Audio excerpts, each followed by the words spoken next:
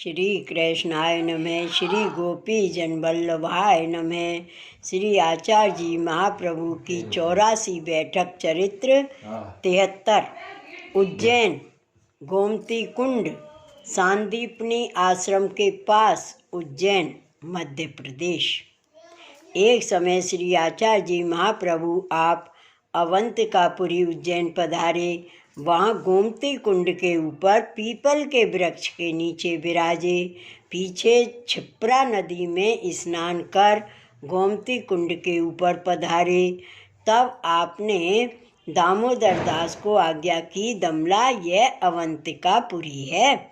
यह श्री महादेव जी की 3.5 पुरी में है। यहाँ के स्वामी श्री महाकालेश्वर जी हैं, इसलिए यहाँ माया मत का खंडन कर ब्रह्मवाद का स्थापन होगा। यहाँ देवी जी बहुत हैं, उनका उद्धार होगा। यहाँ पिछले सप्ताह होगी, यहाँ पहले सप्ताह होगी, परंतु यहाँ छाया नहीं है। तब दामोदर दास ने कहा, महाराज आपकी इच्छा से अनेक वृक्ष होते हैं, एक वृक्ष करना इसमें कौन सी बड़ी बात है। इतने में ही एक पीपल का पत्ता उड़ता चला आया। उस पत्ते को आपने रेती में गाड़ दिया तथा संध्या का जल छिड़क कर कहा कि कल सवेरे हम सप्ताह का आरंभ करेंगे। वहाँ तक तू बड़ा वृक्ष हो जाना। पीछे श्री आचार्य जी बगीचे में पधारे। वहाँ पाकर श्री ठाकुर जी को समर्पित किया।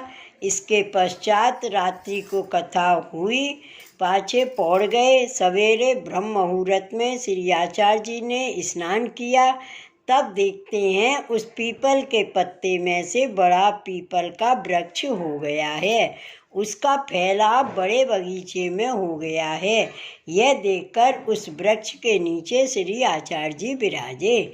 वहाँ श्री भागवत का पारायण किया। पीछे जो कोई गोमती में स्नान करने आता, वह उस नूतन वृक्ष को देखकर अपने मन में बड़ा आश्चर्य करता।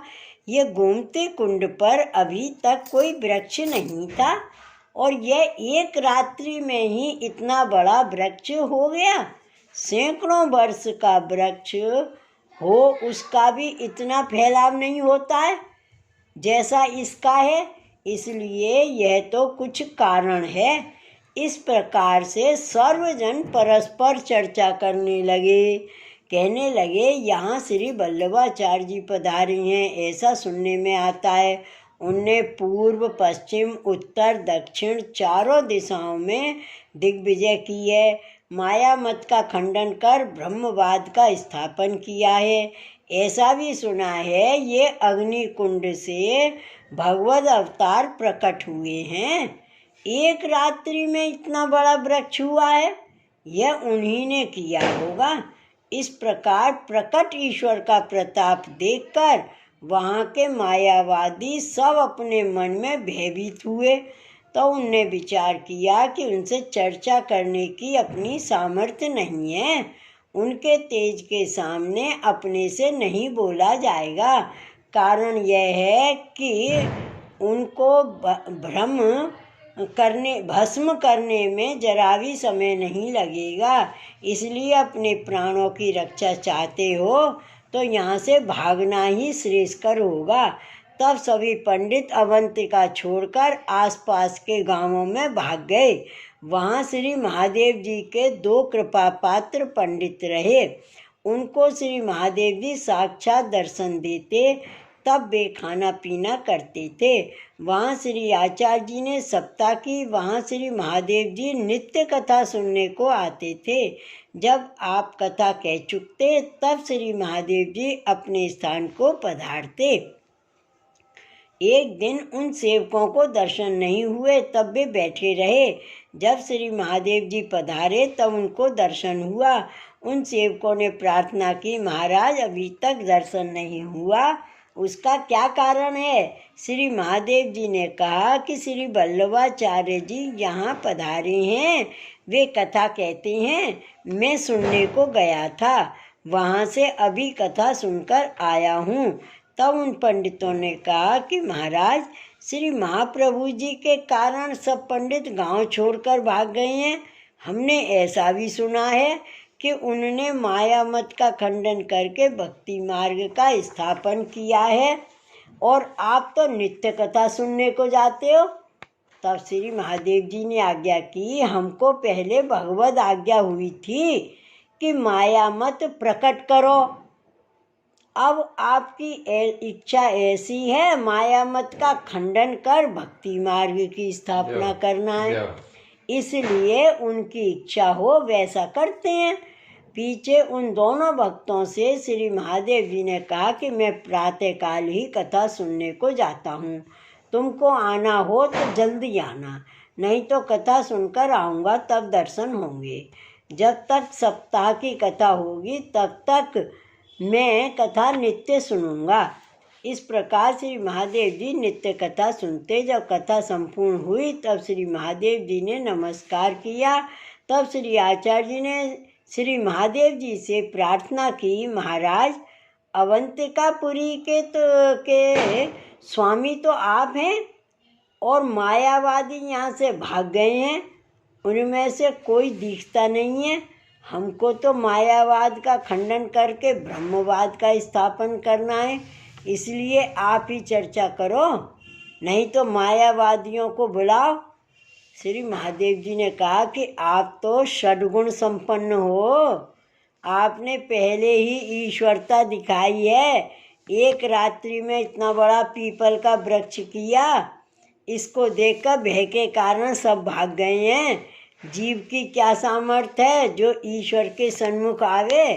तब श्री आचार्य जी ने कहा, हम सब शास्त्रों से जीतेंगे। श्री महादेव जी अपने स्थान को पधारे। सब मायावादी पंडितों को श्री महादेव जी ने स्वप्न में बताया कि तुम क्यों भाग गए हो, मैं तुम्हारे पक्ष में हूँ, तुम निर्भय होकर आओ और श्री आचार्य जी से चर्चा करो। पीछे सब मायावादी अवंतिका में आए, सबने मिलकर एक मन किया, अपनी रक्षा तो श्री महाकालेश्वर जी करेंगे।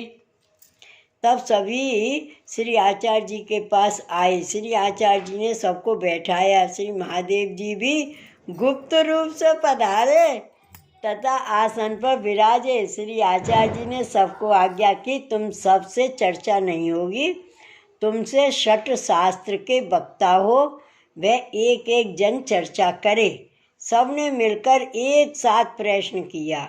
सुनकर श्री आचार्य जी ने मुस्कराकर बहुत मुख करके उत्तर दिया। एक ही वचन में सबको निरुत्तर कर दिया।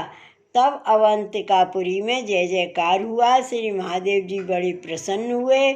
इस प्रकार श्री आचार्य जी ने अवंतिकापुरी में माया मत का खंडन कर भक्ति मार्ग का स्थापन किया। सभी पंडितों ने मिलकर श्री आचार्य जी के दोनों हाथ जोड़कर विनती की, महाराज हमको शरण लीजिए। श्री आचार्य जी ने कहा कि तुम रुद्राक्ष उतार कर श्री गोमती कुंड में स्नान करके आओ। सभी पंडित रुद्राक्ष उतार कर श्री गोमती कुंड में स्नान करके आए। तब श्री आचार्य जी महाप्रभु ने सभी को नाम सुनाए और तुलसी की माला देकर वैष्णव किए। उन पंडितों ने रुद्राक्ष की माला उतारी, तब उसका बहुत बड़ा ढेर हो गया। पीछे सब पंडितों ने मिलकर श्री आचार्य जी से विनती की, महाराज जिसको वेद शास्त्र निरूपण करती हैं उन्हीं के साक्षात श्री कृष्ण चंद्र के अवतार का हमको आज दर्शन हुआ है। पीछे अनेक जीव श्री आचार्य जी के शरण आए तथा दंडवत कर अपने घर गए। श्री महादेव जी ने श्री आचार्य जी से कहा कि महाराज पहले तो आपने यह आज्ञा की थी कि हम शास्त्र रीति से पंडितों को जीतेंगे, किंतु आपने तो ईश्वरता दिखाई, उसका क्या कारण है। तब श्री आचार्य जी ने कहा कि एक प्राचीन बात है, उसको आप सुनिए। जब श्री रामानुजाचार्य जी दिग्विजय कर काशी में पधारे, तब श्री शंकराचार्य से चर्चा हुई।